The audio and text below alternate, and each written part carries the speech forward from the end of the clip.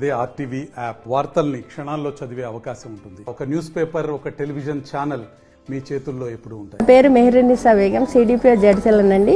ఈరోజు మేము పోషణ పక్షం వేడుకలు జరుపుకుంటున్నాము. మా ప్రాజెక్టులో 311 సెంటర్స్ ఉన్నాయి. 4 మండలం నుండి అందరికీ పిలవడం జరిగింది.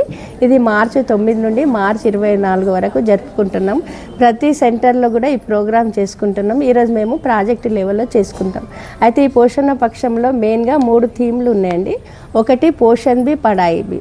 పోషణతో పాటు పడాయి అంటే ఈసీసీ విద్య గురించి, ఇంపార్టెంట్ గురించి మేము ప్రతి విలేజ్లో ప్రతి తల్లికి అందేటట్టు ఈ విషయం చెప్పడం. సెకండ్ది గిరిజన సాంప్రదాయ, ప్రాంతిక, స్థానిక ఆహార పద్ధతులు పై అవగాహన కల్పించడము. మూడోది గర్భిణీల ఆరోగ్య పరిస్థితి మరియు చిన్నపిల్లలపై ఆహారం, వాళ్ళ ఆచరణ పద్ధతుల గురించి చెప్పడం.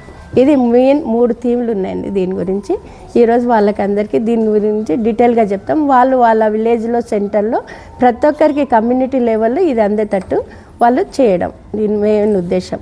మరిన్ని వీడియోస్ కోసం ఛానల్ ని సబ్స్క్రైబ్ చేయండి. లేటెస్ట్ అప్డేట్స్ కోసం వాట్సాప్ ఛానల్ ని ఫాలో చేయండి. అండ్ లింక్ డిస్క్రిప్షన్ లో ఉంది.